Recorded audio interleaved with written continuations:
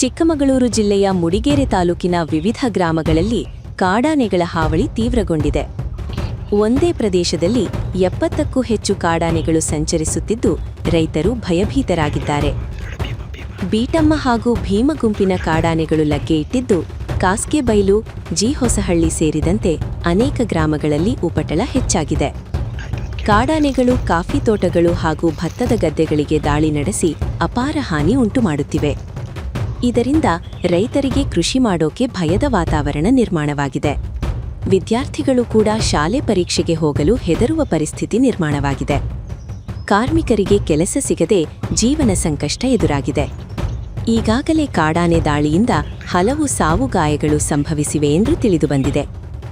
ಸ್ಥಿತಿಯನ್ನು ನಿಯಂತ್ರಿಸಲು ಅರಣ್ಯ ಇಲಾಖೆ ಹಾಗೂ ಎಲಿಫೆಂಟ್ ಟಾಸ್ಕ್ ಫೋರ್ಸ್ ತಂಡಗಳು ಕಾರ್ಯಾಚರಣೆ ನಡೆಸುತ್ತಿವೆ.